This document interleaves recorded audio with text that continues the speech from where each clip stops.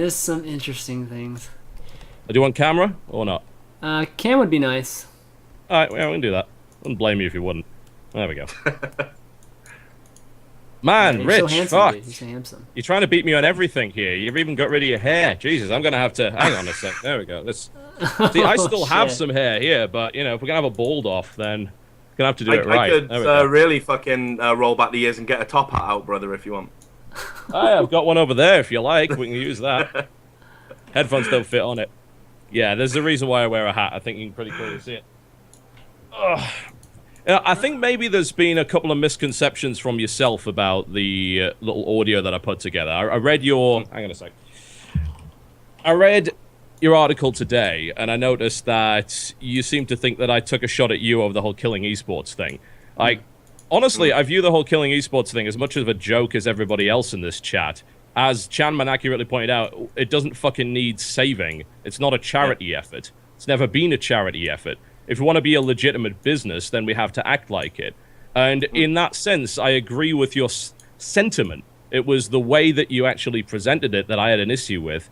And in particular, this article as well that you did today was an awful lot of, you know, why was I defending this? I wasn't really defending anybody. I just happened to have my own view on it.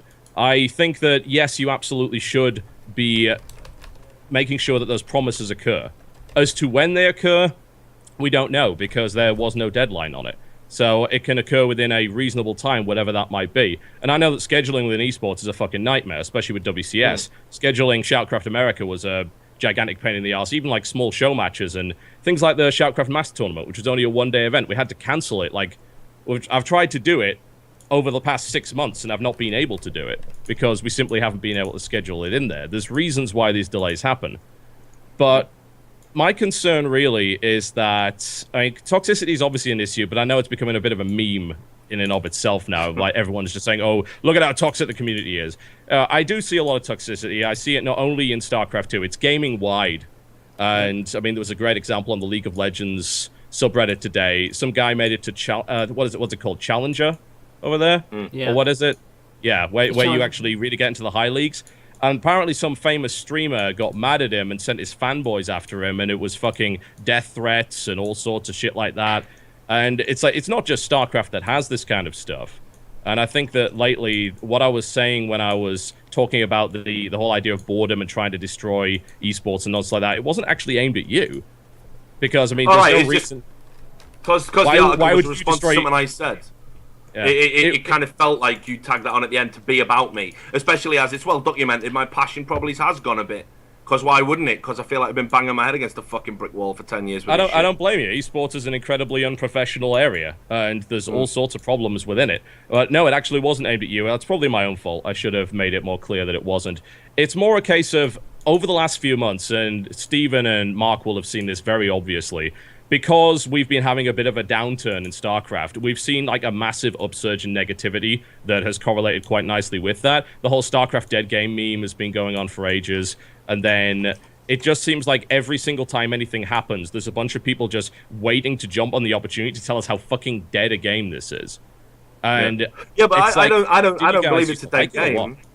I don't believe it's a not. dead game at all, and I think it's got a future. But you know what's going to fucking improve that future, John, is if people actually start fucking doing what they say they're going to do. Because every time these like, you see the idea that the game's dying, right, is emanating from the fact that nothing seems to be happening, and nothing's happening because people are just fucking taking money and just chilling out and thinking, well, I don't really have to deliver. I almost think sometimes people are almost waiting for it to die because it'd be a lot easier than having to deliver what they fucking promised in the first place. Yeah, exactly, right? That's how it feels to me. Now, and God only knows how it feels to some of the communities. So I'm not trying to do this to be a destructive influence. I'm not trying to do this to make people think, you know, the sky's falling, which, you know, has been leveled at me as well. I'm doing this because what would help would be these big people banding together and actually showing that the StarCraft community from top to bottom is worth a damn. And when your figureheads won't even keep basic promises after taking your money,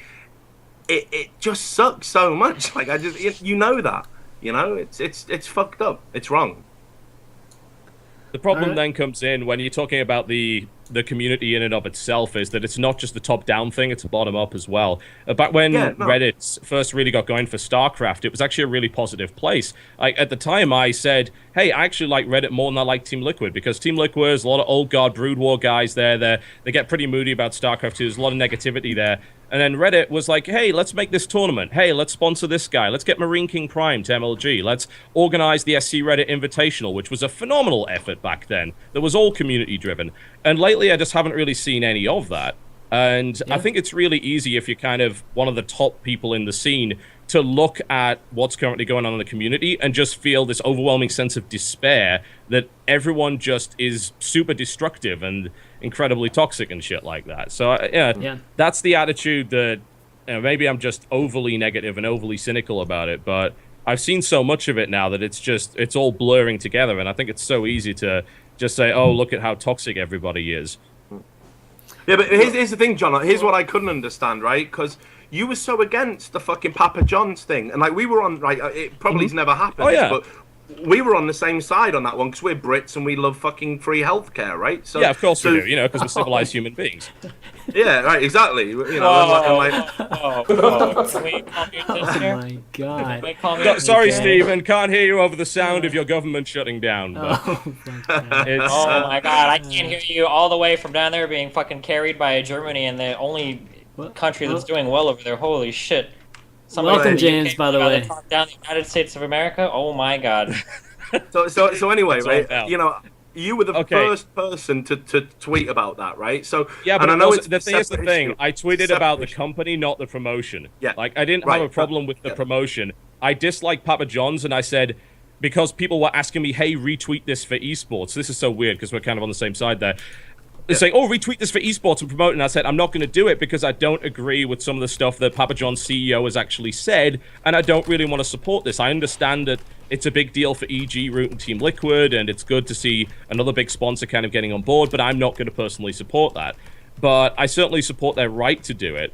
And my confusion really was, do people really care as much about this show match and this music video as they're claiming to, or is it really just an excuse for fake outrage? Are people getting offended on behalf of other people?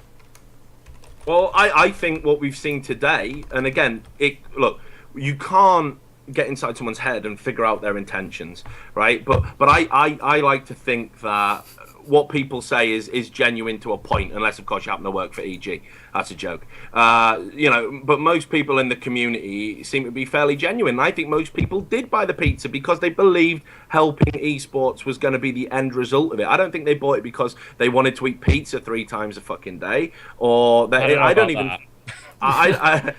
don't even think that the show match was the thing. As I said, I think it was almost like the meta achievement of getting bigger sponsors into esports and giving StarCraft 2 a shot in the arm, because this was only 5 months ago and people were a bit doom and gloom back then. So I think that was why people did it, and I think to exploit that goodwill and then to basically not deliver promises, that's why I've got the problem with it. If it was worded like this, and I know you appreciate wording and you appreciate litigation all that because of your legal background. Yeah. So if it was worded like this, as a reward to you for being a loyal esports fan, we're giving you the opportunity as an EG, Root, Team Liquid fan to get 50% off pizza, then I've got nothing to write about. I've got nothing to complain about, right? And they could have still done that, and they could have still measured the numbers and impressed Papa John's without even letting us know. But they didn't. They rammed it down our fucking throats about how this was going to be the biggest thing since fucking sliced bread. It was obnoxious, I'll give you that.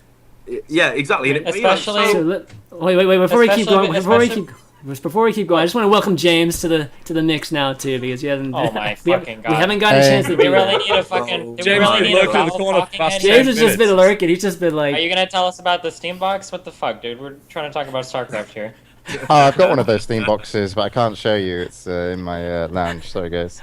But actually, I think TV's most likely got one. I've just been listening a lot to what people say. At the same time, though, do you really think that, like, when you read all the Pizza GG stuff, did you really think it was gonna matter, Richard? Did you really think that if Papa John's came in to eSports via Team Liquid, Root, or EG, it would matter at all? to esports. No, of course not. I saw it as a slick Whoa, marketing whoa, whoa, campaign. whoa! What do you mean? that it Wait, what was. do you mean no? What do you mean What? no? You don't think Yeah. a deal like that with a company like that wouldn't be doesn't have the potential to be extremely lucrative? No, all of these campaigns that come into esports, and speaking to someone with my experience, and this is why James is bringing this up because he knows the same thing I do. They're almost always a smash and grab.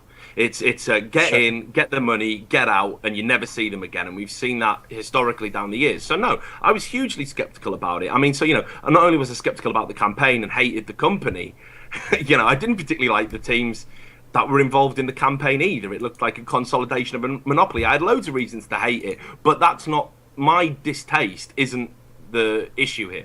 The issue is that the community was promised some stuff, and there was even intimated promises on top of the actual promises, and that's why people should be outraged. It doesn't matter if I'm not naive. It doesn't matter, because maybe all the people who are and spent money, well, fuck it. We can't just turn around and go, did you really think you were going to get what you thought you were going to get? Well, it would be nice to have a bit of a wake-up call, though, surely, because if we all agree that this whole for esports thing is obnoxious bollocks, then frankly it would be nice to see the community not jumping on every single opportunity to save esports. If you want a solid esports scene, you do that by having proper business being done, and you have that by simply saying to people, look, if you're in the market for a particular product, and it happens to be endorsed by people that you trust, and you want to buy it, then buy it at that point. Don't buy it for esports.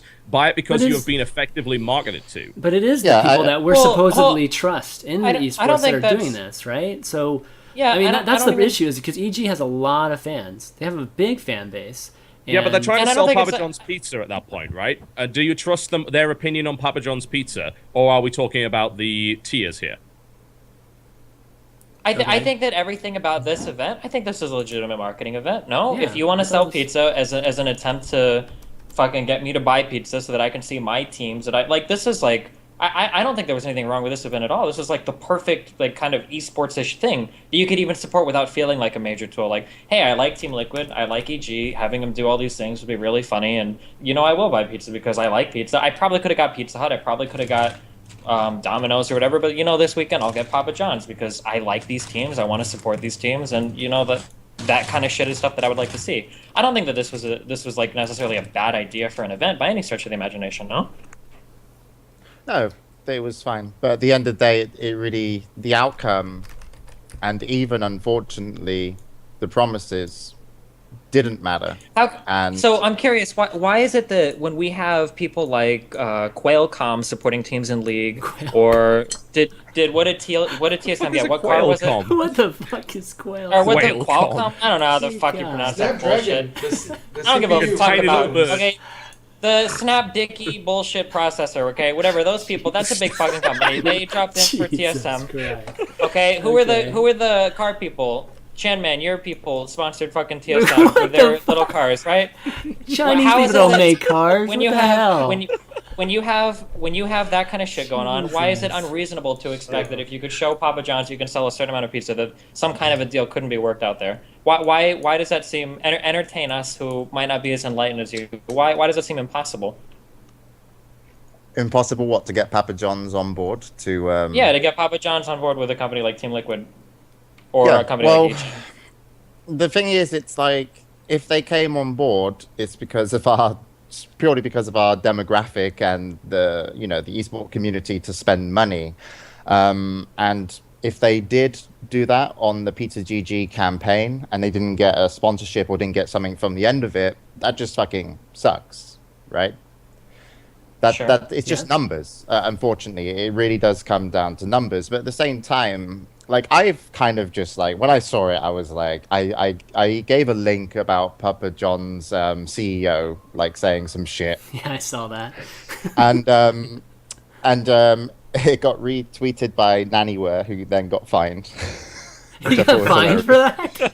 No. I'm not sure, but Nanny was amazing. But the funny thing is like, you can see what they're trying to do, and also the power that Team Liquid and EG had. And Victor was very kind of cool because he actually saw the tweet and he messaged me and he was like, what's this about? Can you tell me more information? And I'm like, oh, dude, I'm just stirring up shit. Sorry.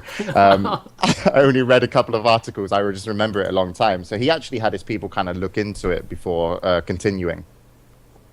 With the pizza.gg thing. But at the end of the day, that one sponsorship did two things. It enabled EG Root and Team Liquid to have more money, which is always a good thing within esports because it didn't come from the community. Sponsors are great, but unfortunately they're an unnecessary evil.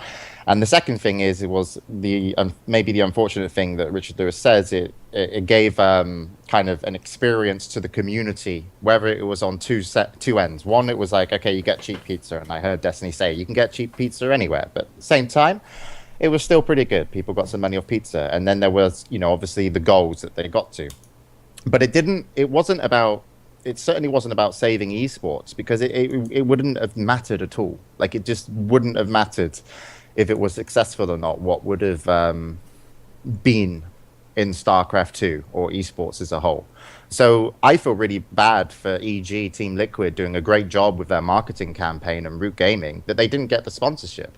And I could imagine how shitty they feel maybe having to do further kind of promotions where people still relate to the rewards based off Papa John's if a deal didn't go through. But certainly, yeah, it's the community that hurts. Don't you think that's a little bit? Don't you think it's a little bit irresponsible to make a promise like that when you don't have anything penned out from the sponsor? Like, if we get the sponsorship, we'll fulfill all the promises, but if we don't, they haven't said that. They haven't said that at all. But I still think it, unfortunately, just really doesn't matter in the long run of what we are. It's as you said, it's like saving esports and the whole charity side of things it's kind of like the community should never need to donate or do stuff to make things like fully kind of happen unless it's an extreme project.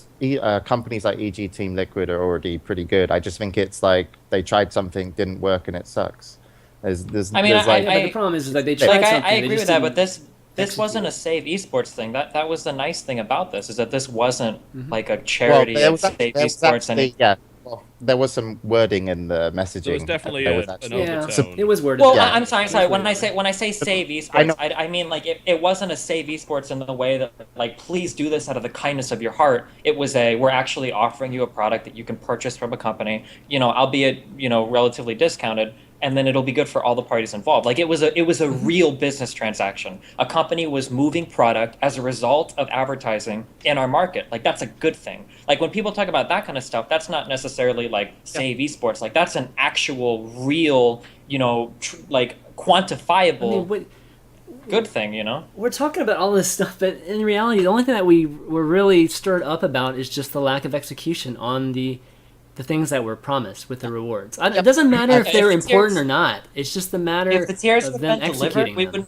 we wouldn't even be talking about this today. If anything, we would feel bad that they didn't. That we could actually relate to them a little bit. Like, oh, that kind of sucks that that deal didn't go through. But like, can you imagine like the next time somebody tries to do a deal like this, like how toxified everybody's attitude is towards a kind of affiliate marketing like this? Yeah, but the other thing is you have to, like, it's the overall message, right? I think the overall message of this and the kind of situation is esports is a weak industry financially, and still is, right? And so even to pull off the execution of, A, B, C, D things that you wanted to do after people bought pizza can be tough. It's like, even if you say EG Team Liquid, they might have more money than others, you also have to look at someone like BTS, Beyond the Summit, who are Dota 2. They did a Kickstarter, and they've got to do videos and all this other stuff. And at the same time, now they've got their studio running, they're literally having to cover as much Dota 2 content as possible to get that ad rev, because not every gig that they get is obviously paid for.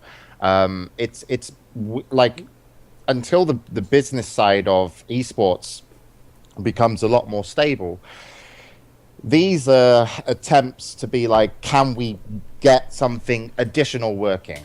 And it's very hard financially for anyone in esports, any company still, apart from game developers and publishers, to fully get what they have visioned to become a reality. I mean, when you're talking about Kickstarters like BTS, dude, sure, you know that takes a lot of effort, takes lots of moving parts to work, and I think the community is much more forgiving about that. Maybe not Richard, but the community is much more forgiving when it comes to BTS, right? BTS is loved, right? But when it comes to just what they did this past weekend, which was a fun little thing that Liquid and EG did, they could have done that a long time ago. One thing we haven't talked about. One thing we haven't talked about is the tiers were fulfilled within like 2 days. So what I think is they were like full of good intentions. They were super motivated, and then they got Papa John's. Like within 2 days, they sold all the pizza that like they talked with Papa John's, and they were like, okay, so this much will be good, right? And then they fucking sold it. We don't know if that was even a conversation, though, desRow. Right. I mean, you can only we don't know how the conversation went down. We don't know the terms and conditions. We don't know if the Papa John's representative or whoever was working at Papa John's and set up the initiative is still working there. I mean, there's been instances within like StarCraft 2 with Itzik, who had been out and spoken to a lot of StarCraft people, and at the same time, he was very community focused. Now he's, you know, not working at Blizzard anymore, and then some of the StarCraft contracts got changed with certain people with like MLG, and then MLG were angry on, like, you know, it's like we have to, until we have the facts, we have to kind of just look at the situation as what could it have meant and what does it still mean, rather than what potentially we thought happened and why it went wrong. Because what it could have meant was there's more money in some people's pockets in esports. That's great. What it means currently is that Team Liquid and EG and Root Gaming have to deliver some promises to the community, which is very important, because obviously that's their fan base and they don't want to lose that. But even if they just fucked everybody and said, oh, sorry, we suck dick, you know, if that was their response, it wouldn't change much that's going on in StarCraft and esports right now, unfortunately. I feel like that's a super short term, like looking at it right now. Like, I understand that whether or not they fulfill their promises obviously isn't going to have a great financial impact on anybody. Like, if they fulfill all of their promises now, nobody's saying that if they were to fulfill all their promises that every company would magically be endowed with, you know, 250 grand or something. But I think that it does do a little bit of damage in terms of the community's willingness to maybe help out with things like these. Do you agree with that at all? Like, it might be a little bit of... Yeah. That's what's going to happen the next time around. It's like, right, look at case in point, fucking Gameheart, right? Like, I mean, we talked about that right at the start of the show. Like, you know, fucking Ryan's done nothing wrong, but he's struggling to fulfill a fucking, you know, I would call it a very moderate request for money for a product we all fucking know is good, we all benefit from. Right, that makes the StarCraft spectator experience. He was struggling far before that, though. Before this whole thing went down, the Kickstarter wasn't getting a huge amount of support anyway. Yeah.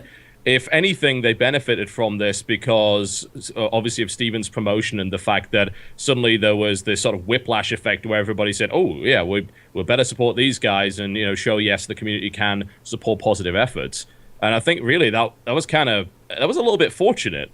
Stephen, I've got to ask, what was your, aside from obviously knowing the guy, what was your motivation behind supporting Gameheart? What spurred you on to do that? I was hoping that people wouldn't read the entire thing and would accidentally donate money to my PayPal. Yeah. No, I'm just kidding. No, I'm that dark and edgy kid that hates the cloud, the esports bubble, where like if you make it, you've made it, and if you haven't, you're kind of fucked. And I know that guy's done a lot of work. I know that a lot of people were excited about Gameheart when it was first announced. However long ago, it feels like it's been a year. Has it? Has it been longer? It has been about a year. No, it's February. The video came out in February. No, I mean like when Gameheart, the inception. Oh, Gameheart 1.0. Yeah. Yeah. So, but I mean, everyone was after a spectator interface before Blizzard actually jumped on it, and the problem is WCS refuses to use it, which means that it's very marginalized right now. Yeah, but I mean, it's marginalized. It's being used on DreamHack and everything. Like, I wouldn't say it's completely marginalized. Yeah, but I mean, you probably it's on with WCS as well, and even GSTL doesn't use it anymore. At the same time, though, with the Gameheart guy, he's on Kickstarter. He's like, give me, you know, obviously he wants to further his product and be supported to do so. But why aren't the people that are using it businesses like a DreamHack not paying something? That's kind of what I asked. That's what I've been saying too. I don't know. You know, but at the same time, like those businesses that use his product and service, it's like Robert. But then you also look at the higher tier above that, and you say, well, wait a minute. Yeah, but isn't that to do with legal stuff, James? By Blizzard. Another problem you get into there is that Gameheart is built using Blizzard software, so the guy can't necessarily sell it. They can still donate. But yeah, you can get around it with donations and whatnot. So I don't know. You can't pay for the service, you can't pay for the map and all that stuff, but you can donate to that Indiegogo. But the thing is, if I'm DreamHack, I can pay him for doing work as a consultant. If I'm MLG and I use Gameheart, I can still pay him for doing work as someone that's helping with the production of the tournament. Who's to say that they're not? Well, exactly. But the thing is I don't think they are, because otherwise, why would they aren't? According to Ryan, they aren't. So. Well, yeah, but at the same time, I think Blizzard overlooked it, and unfortunately, and that's a shame. But yeah, I feel that some of the initiatives that come down in Kickstarters still around StarCraft 2 is really interesting over the past the development of StarCraft, because I just feel that the whole problem still stems from Blizzard not getting a business model kind of correct for the game and the community, where eSports within StarCraft 2 is probably one of the weakest scenes, not from its fans or viewers, but just from financially. And I got a feeling stuff's going to change, because I contacted some people to talk to, and they were very unavailable, and I found out one of them was in LA, and I actually think that Blizzard had a WCS meeting in LA about a week ago. Because I contacted a few people and they weren't able to talk to me, and one of them was in LA, and I put it together, and I think there was a bunch of people at the Blizzard office recently talking about WCX for next year. So it really comes down to Blizzard, unfortunately. I know I'm taking this onto a whole, it's going up and up and up, but it's. I think the StarCraft 2 community. Forget StarCraft 2. Let's talk. Go ahead. Real fast, just to kind of I feel like the biggest problem we had with all of this stuff wasn't so much that we didn't get our tiers and blah blah blah and pizza GG and scamming. I think it was just that it's been this culmination of everything that's been going on over the past 6 months, where the community is obviously not where we thought it would be, and the viewership numbers and the money and the teams and the players retiring and blah blah blah isn't where we necessarily want it to be. And the community can only do so much in regards to keeping a game alive. Really, all we could do is watch shit and maybe buy products and email sponsors. That's kind of everything else is kind of on the teams in terms of producing content and giving us tournaments. Well, more importantly, signing on players Blizzard as well. Well, yeah, on Blizzard. Well, yeah, but obviously, So to see that StarCraft is where it's at, and then to see some teams getting involved in large giveaways, and it's oh my god, finally the community can do something. With the Pizza GG, we can donate, or we can buy pizzas, and we finally have the opportunity to make an impact here. And then to see that the largest teams in a dying esport seemingly profit off of that deal and then just kind of take off, it's that I feel that hurts. If you're a really big ardent fan of StarCraft 2, to see that happen, I think it leaves a pain in the back, you just got knifed. I think it's more of a we love this community and we want to. Yeah, I think we love it's more the community. We want to support it, and we did this thing, and now you can't even give us these little tiers that you ordered. What the fuck? Come on, guys. What are you doing? Your EG and Team Liquid of StarCraft 2. That hurts, Yeah, but that's more of a state of StarCraft, maybe in esports, than it is of the characters behind the teams. Alex Garfield, Victor, they're decent guys. It's probably what they've got going on, and they're still trying to find out, these teams are still trying to find out ways to stay financially in the game. I mean, Team Liquid would do a fucking fantastic job. They might as well be a t-shirt distribution company that sell Dota 2 t-shirts, Team Liquid t-shirts, than a team, because that's probably where most of their money comes from, and that's an oddity, but that's also stability for Team Liquid, which the customer obviously pays for. So obviously they know that they need to go complete all their promises, because otherwise they'll sell less t-shirts, and that's probably their essential biggest business model right now.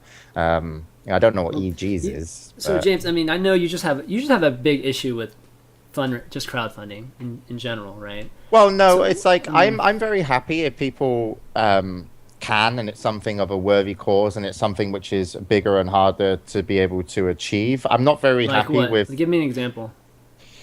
What Kickstarter is being mainly used for, like the stuff that Totalbiscuit promotes. Like, have you seen how many indie game developers have been on Kickstarter, and through Totalbiscuit they've made money? Like, literally, like I knew a company called Coffee Stain Studios. They were doing Sanctum, and because Totalbiscuit like messaged, said that this is happening, they probably made $1 million in 2-3 days. Just off, the community getting behind the product and the game and the company, and they were able to deliver their game, and then will continue. They've continued to develop it, like the kind of bigger projects. I'm not too keen on donations at all, just because I feel like donations say to me that you just give me your money and I'll continue doing what I do. I just prefer if someone's going to hand over their money, they get something for their transaction, which is what Kickstarter essentially requests everyone to do. Like, I know BTS, when they went to Kickstarter, they were like, well, you can't just build a studio, you have to promise something. It's like building a studio isn't a promise. You have to say, we're building a studio and we're doing this content and this. I don't necessarily have a problem with it. It's just and I don't like when people want to donate. Like, I think like Steven and Mark both get donations. It's like, if people want to give them their money, it's free will. It's their choice. It's just something that I wouldn't do. I personally, people spending. I think the key difference is, James, like when you have a Kickstarter for a game, it is like being a fucking shareholder, because you get early access to the game. Like, depending on how much you bid, you might get your fucking name in the game.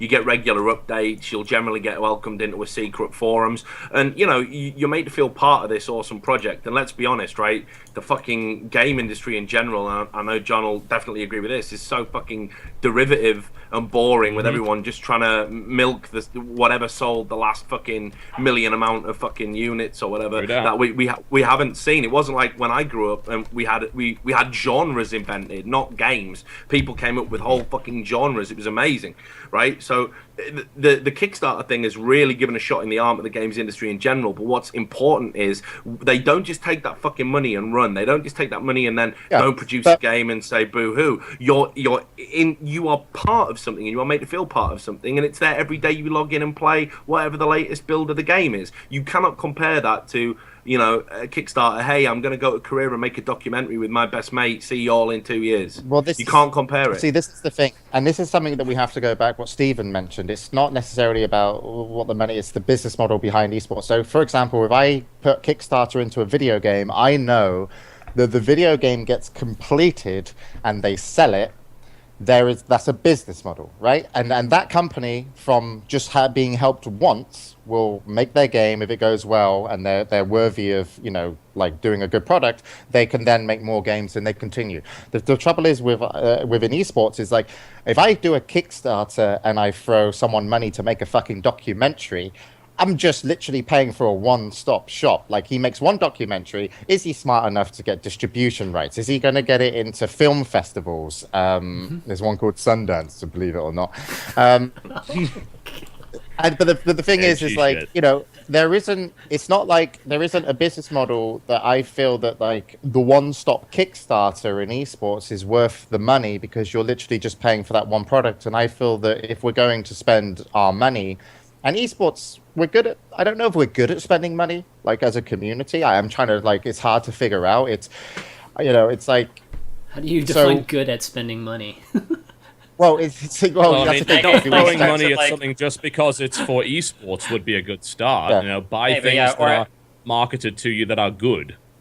Or more so investing money into things that will continue to create money, rather than, like what James says, rather than a one-off thing, actually investing in money that will become like a revenue fucking generating asset down the line. So it's more of an investment, and rather than just kind of throwing money at something and then peace. So a hell of a lot more incentive for the guys to get it finished anyway.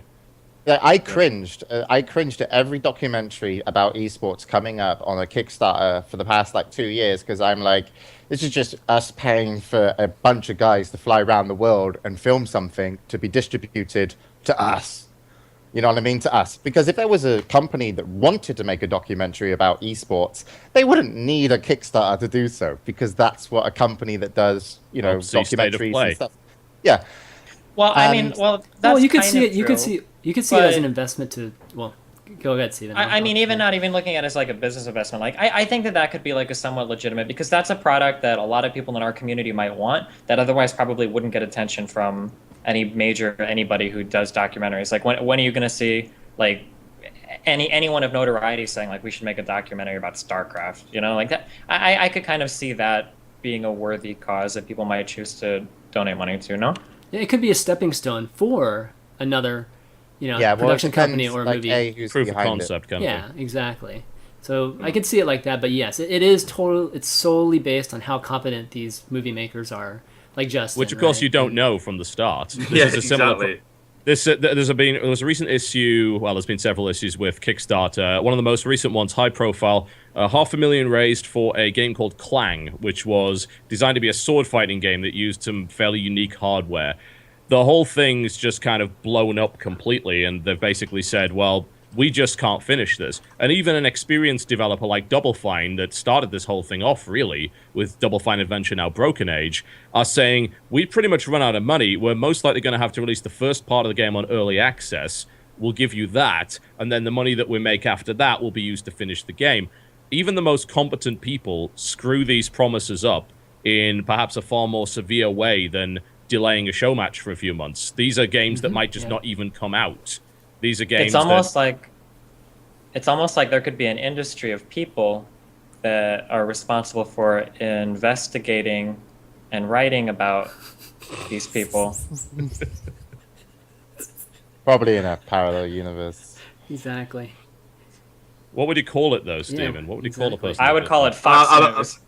I believe you call it tabloid shit, don't you, John? Well, I mean, if you will, write part of it as a diatribe against Kickstarter and just kind of bundle it all together, then yeah, it's a little sensationalist, I've got to say. It's editorial. And anyway, sensationalist isn't exclusively tabloid. You should fucking know that. So, you can have sensationalist broadsheet articles. It's but they're not too great either. Is that the kind of thing that you really want to write? Is it are you reporting the facts, or are you trying to kind of make a stand in some way and raise the opinion of people? Here's the thing, John. Right? Here's the thing. Right? Like, how long have I been doing this fucking shit for? I've been writing about esports 47 years, approximately. Yeah.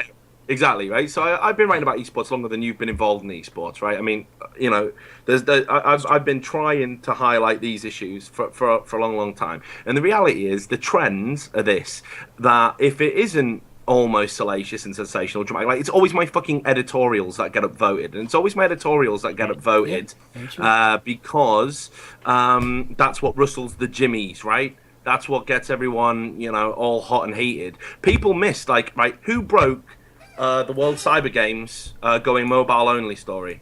Which journalist did that? It was me. Slasher. Holy shit. Slasher tried. It was out of BC, actually, so I've been told. He's been leaking lately. So I broke that story by basically getting sent from a private source a letter confirmation of it with a WC letterhead, which we photocopied and published, and that was huge. I mean, that was a global exclusive. I got that through, obviously fortunate to have the connection, but I did some digging, I verified it. I worked really hard on that, and no one's ever going to attribute that to me, but I'll always be remembered as the guy who wrote Land of Broken Promises or the Chaos editorial or whatever rustles the jimmies. When you do a good bit of work in esports, no one gives a fuck. And that includes yourself, and that includes all the people who've been attacking me the last few days. Well aware of that. Amen, brother. Preach it. Preach it. But here's the thing, though. Is that really what you want? Do you really want to... Sorry, James, go ahead. Yeah, I was going to say, when you do work in esports, it's good. People do give a fuck. Come on. You're on this show, Richard Lewis, because you've written stuff like that.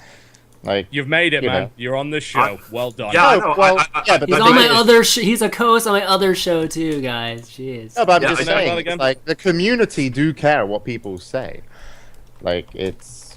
Not me. Come on. Well, okay. Hold on. I think that's being a little bit disingenuous to say that the community doesn't like drama at all. Yeah, come on. Really? I think a good example was Clarity Gaming. Was it Clarity? I don't know. Some team I never even knew existed. There was a leak that was Dragon fucking jerked off to some other team and no one even knew. And I thought it was the dumbest thing ever. And then I clicked it. and like the management was like in that Reddit thread being like guys, we're gonna do some shit. And I just thought it was really silly, but that shit got upvoted. I was like fucking rank 1 on our StarCraft for like 12 hours and shit. And then like the next day it was like we resolved. It was Avilo has multiple Reddit accounts. Was upvoted to the fucking front page. I remember this, with that issue particularly. I remember like the whole ordeal like upvoted like insanely to the front page. But then the resolution that happened a couple of days later, like nobody gave a fuck. It was like, oh, whatever. No. With the clarity thing, that's absolutely true. But they definitely cared about the mess in the process, and it is kind of sad. But I mean, I'm not saying you're wrong, Richard. These are the kind of things that do get upvoted, and these are the kind of things that do get the traffic. But it's not about traffic. No. Don't do that, John. Come on, you're better than that. It's not about traffic. Oh, I know ads don't make money. I know. I'm well aware of that. Fuck, I run an ad support business. I know how that works. But what you're talking about, but you, as anyone that creates anything, wants your shit to be read by a wide audience, correct? Yeah, you do, because otherwise, you wouldn't write it. But for the end goal, which is, like I say, accountability in this instance, that's honestly what it is. I know people don't believe that. I know no one's going to buy that, but that is honestly what it's about. Like, honestly. Well, a lot of people have bought it. You know, they really have. You have the community behind you at the moment. That's the way that things are going. It's to the point where anyone with a check mark gets downvoted to oblivion in that thread. I don't want to go any fucking near it. But the problem is that the way that. Fuck you. Hang on, sorry, just interrupt again there. Someone's saying that I just said that I wrote it that way to get views. That isn't what I fucking said. Don't be a fucking moron. What is this? Rhetoric 101. What I said was that only articles that are of a certain type get upvoted to Reddit. I didn't say I wrote it that way so it would get upvoted to Reddit. I don't even submit my articles to Reddit anymore because I can't be asked having to explain this shit every fucking time. Like having to explain to some drooling fucking retard what an editorial is. All right. Admittedly, though, you are aware, though, and you've made it obvious that you're aware that these kind of articles do get a lot of attention, and you've written them in the past, and you continue to write these kind of articles. Just jump in, Jay. Can I just say that it's very obvious that Richard Lewis, I don't know why we're having this conversation, but it's very obvious Richard Lewis wrote what he wrote because he wanted to write it, because he wanted some accountability, and he obviously doesn't give a fuck about what people think about it, because otherwise he wouldn't be yelling at chat. It's like, he obviously doesn't give a fuck. Right? Like, you know what I mean? So he writes things for himself, and you guys can enjoy it if you want to, and that's fair enough. So I don't know why we're having this conversation about what people write about. Here's the thing, James, right? It's too late in the day for me to get a fucking following. I got people like John every fucking day running me down, the people who don't even know who I am, and then I get his fans spamming my Twitter feed, like what happened today. I could even give you a fucking JPEG. I cut it out and pasted it. This guy, he swears more than me. Oh, hang on, I've got it. Where did I put it? It's on my. Here it is. Would you like the screenshot of the guy that created 37 different accounts today just to tell me to go kill myself? Because I can give you that as well if you like. I know that. Look, I'm not saying. These guys read too Welcome much. to the internet. Shit, this isn't the narcissistic internet profile therapy group, guys. We're all here. Really? What the fuck am I even doing here then? People have sent me bad messages too. I want to talk about that. Yeah, please. God. You know, I'm just saying, I'm not doing this to get a following because I don't. You know, it's too late. We get it. You wrote what you wrote because you believe it, and a lot of that's fucking fine, right? We've got that, okay? And you wrote it because you wanted the accountability to it. We discussed that. We said yes, if they didn't do it, they obviously fuck over their community, which is bad for their business model. But at the same time, they don't have that strong of a business model to actually be hurt significantly from, but I'm sure they will do it. Also, Papa John's didn't maybe come through, or maybe it was the teams who didn't come through their end, or I don't know why they didn't come to agreement. We can only speculate. But at the end of the day, it doesn't really matter. But what's important for these brands is they at least appease the community and give them something, because they're essentially, we want them to be around here. And I'm happy they had a shot at Papa John's. Good job, them. Nice article, everybody. Good hat, Totalbiscuit. I mean, it's like, Good hat. It's so. What are we talking about? Well, I mean, I guess it leads into are these kind of type of articles necessary, important, or not? Yes, they are. But the scariest thing about being a journalist in esports, and I have not been one, but I would say this is that as a journalist, you can't Tell us all about it, James. No. In my opinion, esports, the amount of work in esports and the amount of paid work and the amount of people that can get you work is very small because we're still a very weak industry. So if you're a journalist that pisses people off, you're not doing any favor for your paycheck. Like, yeah, but you're not doing favors for the paycheck. You're doing favors for the overall, the community and the landscape of the industry. I mean, that's the point of it. Also, if you're a journalist, who's going to be giving you that paycheck? Because if you're taking paychecks from organizations as a journalist, you're probably a pretty shitty journalist. Yeah. I mean, it's just, you have to be like a company kind of like Giant Bomb, where someone got, either fired or pissed off at his previous company, started his website and had a community, and they do have a business. Yeah, true. So is this where we all investigate fucking Richard's background and find out that he's actually paid and bought by Pizza Hut or something? No, yeah. I can honestly say that I'm in the fortunate position of the company I work for. I've had to write some articles that people pay for. In fact, James, you paid for one, didn't you, when we did a Bloodline Champions piece that I wrote? So, I mean... I put Funcom in touch with a bunch of eSport communities that I felt would have a community. So Dignitas was one of them. Nice dodge. But anyway, I have wrote articles. I literally handed... I handed Tony a list of people that have eSport websites, and I was like, if you're going to spend money, you might as well spend it with these people. And so they bought ads on you. I don't know if they paid for an article, but I know Dignitas had a backdrop and Hydra Mist and a bunch of other websites, but I felt it was good that. But anyway, the point is, I have written articles for hire, but I've never written anything that's untrue for hire. I think that's the difference, right? Yeah, I've never made up any bullshit. I mean, again, you can argue it was bullshit. I think I said Bloodline Champions was going to succeed. I mean, I paid for that line. It succeeded. That was the rainmaker right there. That was the rainmaker. But unfortunately, the game didn't take off the way we wanted to in esports. But it did give a good people. It did get a lot of people. I'm not going to try and justify it, but it didn't. People who paid money got a product. People who wanted to be esports and compete went to DreamHacks, and there were tournaments and there was a community. But and the company that made it, who did all the work, are still making new games. So it was a small victory, but it wasn't like a changing esport victory, which essentially I really wanted it to kind of show people in esports what some of the competitive features could do, because there still aren't features within StarCraft 2 that, oh, Jesus Christ. I would kill for that fucking tournament feature that was in Bloodlines. It was incredible. Yeah. That was pretty nice. All right, guys. Well, I think... Wait. So desRow wants to say desRow's about to tell us that we've concluded precisely nothing from this, and he'd be absolutely right. Like, we need more people like Richard, like Sons of StarCraft and Star Nation. Started when everyone was like, go esports, I'll do anything, I'll sell my car, go esports. And then no one investigated who the people who wanted to make those documentary were. So the guy from Son of StarCraft went to fucking Africa. He made about like 6 or 7 5-minute clips of like white people talking to black people. And then the second guy was an architect, and he was like, hey guys, this is my passion. I'm going to make a documentary. Please give me your money. And then one of them had the audacity to put delivery time, October 2012. Like, it's just... It's sad. Like, it's really sad. Why would you kickstart and just... Like, Too Good said it really well. They just wanted to travel and live the dream.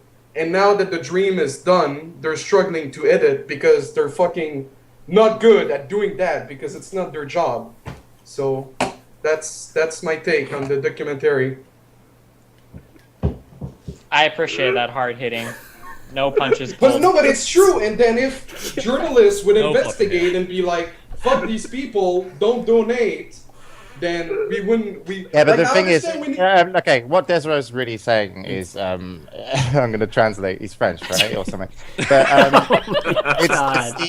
it's the education... It's the education on the community about what actually happens with people's money. And so, people have done it in small ways. Do we need to look at everything as it goes along? But it's I mean, as a community, we're pretty clued up. Like we know, we sit on the internet. We're not like I don't think esports is a general masses that are easily brainwashed by stuff. Yo, that's what the promise tracker's for. Yeah, you got the promise tracker to keep up with that shit. That's right, we do. Esports are saved. Well, all right, guys. I think that's going to be enough talk for today. Just one last thing, Chris. Right, I just wanted to say this to John because obviously he doesn't talk to me often, and I just wanted to say this to him. Like, I get right why you're a fucking contrarian. I get it, right? And I totally, you're intelligent enough to do it. You can argue both sides of the argument, and I know why you adopt certain standpoints that you do. But what's more important for the community than journalists, because no one likes to read, are content producers like yourself.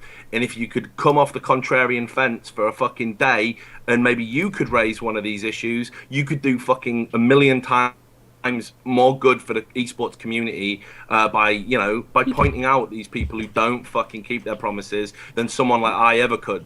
But he does, Richard. He just doesn't do it he just doesn't write an article. Well, I don't do it in the same way, Rich. Yeah. It's I agree with your sentiment. I just disagreed with the way that you put it across, and that was what that audio was about for the most part. And I think that if we want to be a healthy esports scene going forward, we need to be a savvy and sensible community rather than one who's like, yeah, let's get them when a promise isn't done. This is, if you can't pull this shit in the first place, then it's not going to end up happening.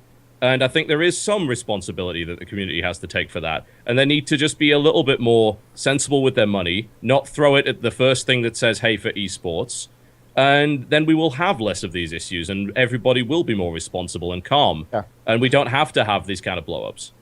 And at the same time, to get rid of what these Kickstarters and the need for donations, people still need to figure out the business models that work behind esports and products. Mm-hmm. It's very difficult, and I applaud EG, Team Liquid, and Root for trying something and going for it. I really do. And as I said, things that don't work, it sucks, at the same time. And if they're still trying to make it work, that's fantastic to them. And it's okay to point a finger at it by all means, because it's everyone's, everyone should have an opinion of what happened and it's news. But the business models they're ridiculously hard in esports. We're a very weak industry, and there's no formula to success. So I'll just add at the end. Who keep trying. I'll just add at the end. And the thing is, I don't want to blame the community for trying to help those people. Exactly. Right. So at the same time, it's like if you see something, and sometimes when you just give money to somebody, even if it doesn't come true, the donation or something, you actually just feel good for that split second as retail therapy. Sometimes that's all you need. So do what the fuck you want. Yeah. Kudos to those who are still trying in esports. It's not an easy run. I particularly think StarCraft 2 is one of the hardest industries right now to work in, as financially as well as the kind of. I wouldn't say I think the community is kind of similar across the board anyway. Everyone's kind of wants to watch esport games and talk about it and entertain themselves. But I think it's a tough one, and every year when we get a smart developer or publisher, it gets better, and it's always good when Valve do something awesome because people seem to take note. So not it's not a stab at Blizzard, but yeah, it should be. It should be a stab at Blizzard. Right, I'll just end it too. Who's going to be the next director of esports at Blizzard? How shit must that job be? Thankless job, man. That's the most thankless job ever. What do you mean? How can it be shit? There's only one way to go. You can only go up from where it's at now. No, can it get any worse? You can only get shit from that job. That is the job. It's like, in my opinion, it's right. It's like the person that ran it before, Idzik, and then there's someone else even before that, Greg or somebody else. I don't know. And they both left. The track record of that job is so fucking bad. And you're meant to come in and work with all the different partners and all the communities and make WCS work, when the whole fucking problem with WCS and the reason why it's never going to be a profitable project is because Blizzard they haven't so far done like a free-to-play StarCraft or made the community buy things in game that support what the community do outside of the game. So it's just like episode 24 of Unfiltered just started right about now. So yeah, it's a trap job. Take it, Steve. Seriously. Yeah, pretty much. Brave man or woman, whoever takes that one. Must be hard earning all that money to be in such a difficult job, man. Fuck. Have you heard anybody actually consider interviewing Yeah, for? but the thing is, you go into an eSport job, but what you actually I'm have not qualified for it. You go into an eSport job, and what you actually have to do is you have to work with the game developers, the publishers, the sales team, the business developers to actually change the business model around StarCraft as a game to fix esports. If you say esports needs fixing, it's completely fucked. So whoever takes that job, get like 200 grand a year, take it for a year, just shake people's hands, and then get fired. God. Because until Blizzard fix their stuff, that job doesn't work. Blizzard has other products too, you know. Hearthstone is paving the way for too. Blizzard All-Stars to make everything about Blizzard esports to be amazing. And then they'll come back, and Hearthstone and Dota All-Stars are going to subsidize StarCraft 2's esports dominance, and we'll be back on top. That's right. That's right. All right, guys. Well, I think we're going to wrap the show. I know you guys want to have these guys on forever, but we just can't do that, guys. Well, hopefully we can have these guys back on another time. But I want to thank you guys for coming on, James, John, and even Richard. It was very last minute, and you know I'm always open to that on this show because spontaneity is always a great thing about any of the shows. Oh wait, real fast. Wait, a quick question. When you talk about for James, when you talk about like a game that's free to play and you can buy things inside of it and shit, what game were you referring to there? That you said had a good business model? Dota 2.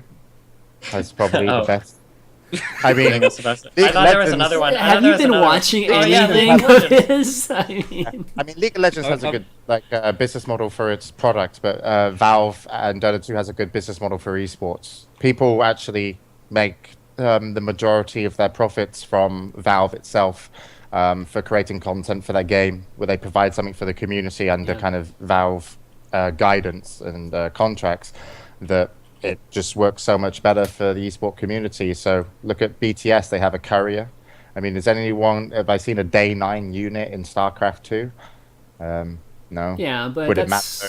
It is better, but it's not to say that Blizzard can't make something work. It'll be interesting what Blizzard do with their new products. So, yeah, we'll see. Well, anyway. All right, anyways, what was that? Destiny. Does Destiny still play League of Legends? Yeah, sometimes. Oh. Just moving on to Guardians of Middle-earth. I heard that's going to be the next big thing. Guardians of Middle-earth. When your viewership lows, do you just go back to StarCraft for a day? And yeah, I have to go back. I try to pick up a few scrubs here. I'll probably do like a donation drive over the next few days to fund my League exploits, and then I'll head back to League for a few months. I mean, are you going to start BlizzCon? To run dry. I mean, do you need money to BlizzCon? Yeah, donation. Should we do the fundraisers? Dude, I think you would be surprised to find out how much money there are streamers that do that hype the donation thing. Oh my fucking god, dude! It would blow people's fucking minds to see how much money. Yeah, no, it's crazy. James, how much donations you get playing Hearthstone? I haven't received a donation, and I don't even take. I played World of Warcraft recently. I don't even take gold or items from people. I've never taken a donation. I only do subscriptions, and for the subscription, you get to be a subscriber, and everything's laid out in front of you. Amen. Which is what exactly? I want to hear what those subscription services are. What promises did you make, James? What services are those, James? Well, I will fuck you, and I'm halfway through right now. Unfortunately, there's a lot of people, but if you subscribe, it's guarantee you will get fucked for your money. This is kind of clever, you see, because it works in two ways. One way, people actually think I will physically fuck you. The other way, you're actually just getting fucked. Oh my god. From what I've heard, that $5 subscription sounds like it's priced about right. It's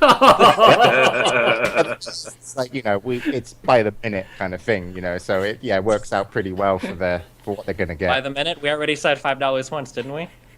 Yeah, well, 1 minute in heaven is... It's $5 a month, dude.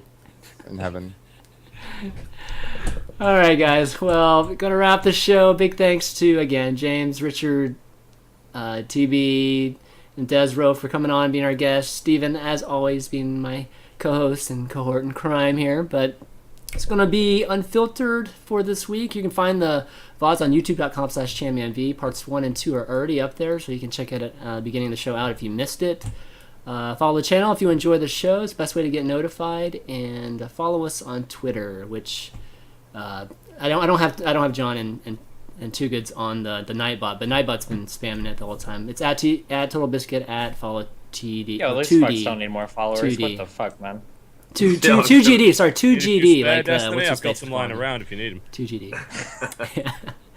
Anyways, it's gonna be it for Unfiltered this week. We'll see you next time. Later.